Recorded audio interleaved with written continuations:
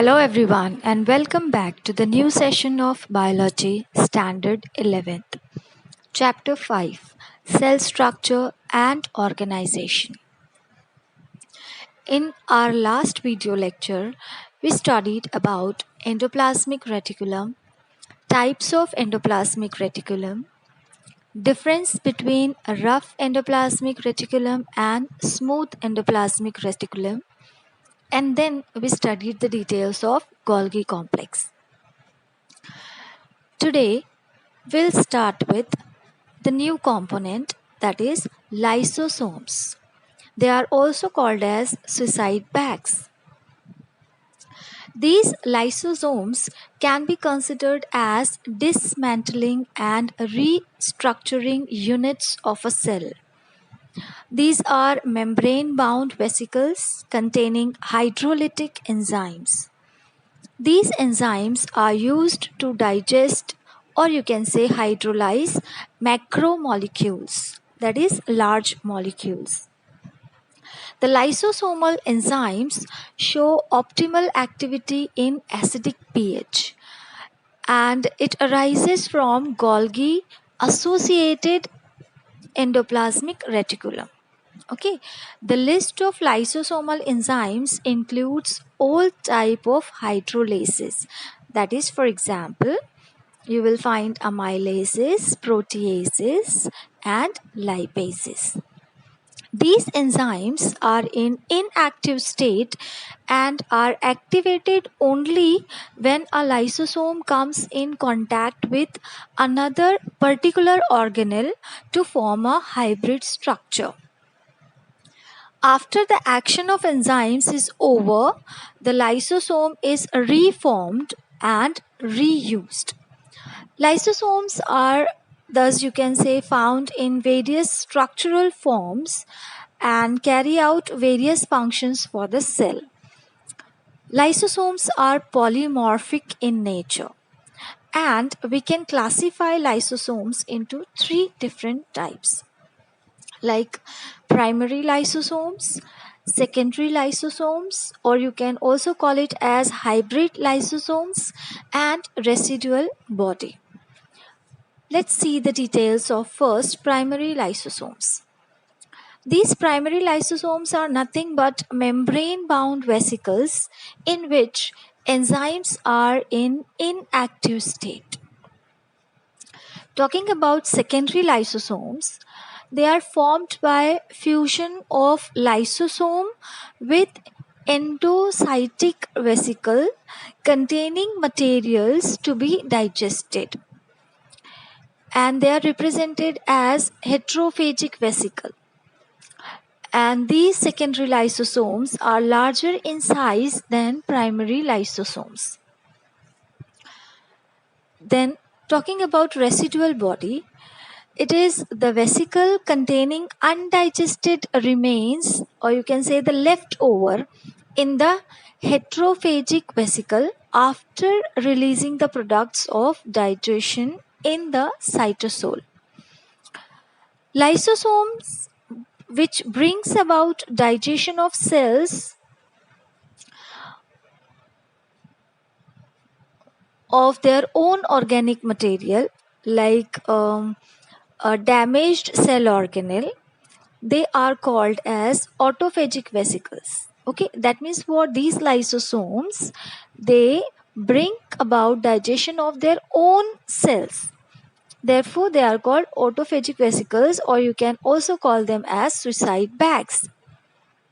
An autophagic vesicle essentially, or mainly you can say, consists of lysosome fused with membrane bound old cell organelle or organic molecules to be recycled. Remember that every week a human liver cell recycles half of its macromolecules. Now, talking about functions. Functions of lysosomes. First function is that it brings about intracellular and extracellular digestion.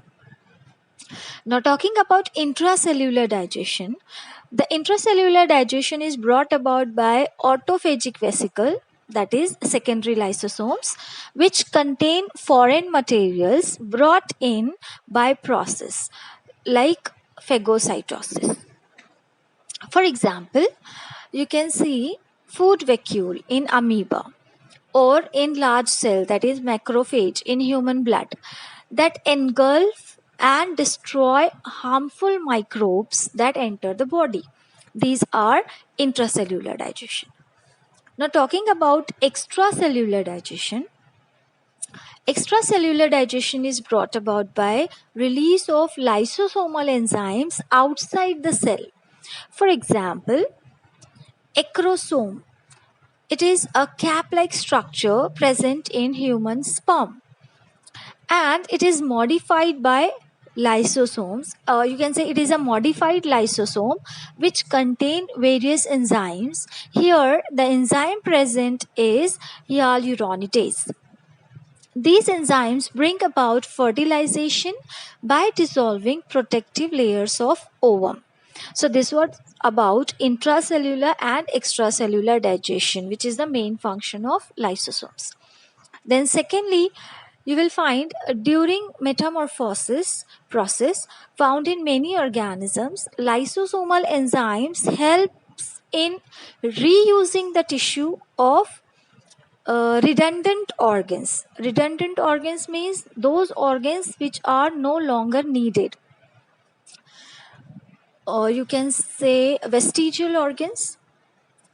Then third function is lysosomes help in destruction of malignant cells. For example, T lymphocytes. And lysosomal enzymes do not digest their own membrane proteins. Here, the 3D shape, that is the three-dimensional shape of these proteins, probably protects the membrane. Therefore, lysosomal enzymes do not digest their own membrane proteins. Now here, if there is any accidental release of lysosomal enzymes, during that accidental release, if it is in limited amount, then it does not harm the cell because pH of cytosol is near neutral. Any insufficiency in secretion of lysosomal enzymes leads to disorder.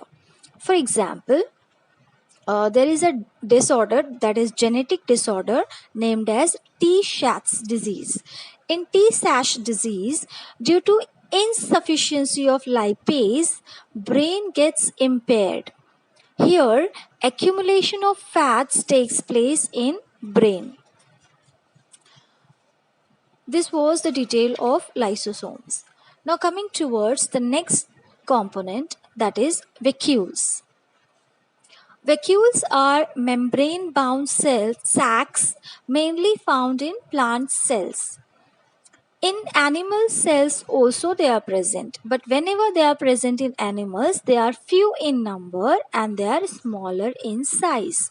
Generally, there are 2 or 3 permanent vacuoles in a plant cell. In some large plant cells, a single large vacuole occupies the central part of the cell, and that large part is called central vacuole. In such cells, vacuole can occupy as much as 90% of the total volume of a cell. The vacuoles are bound by semi-permeable membrane called tonoplast membrane. This membrane helps in maintaining the composition of vacuolar fluid, the cell sap, which is different from that of the cytosol. The composition of cell sap differs in different types of cells. The cell sap of central vacuole is a storehouse of various ions, and thus it is hypertonic to cytosol. Some vacuoles, you will find small vacuoles in seeds of certain plants, store organic materials like proteins. Vacuoles store excretory products or even compounds that are harmful or unpalatable to herbivores Therefore, what they do is actually they protect the plants. And you can see the attractive colors of the petals. These attractive colors are due to storage of certain pigments which are present in vacuoles.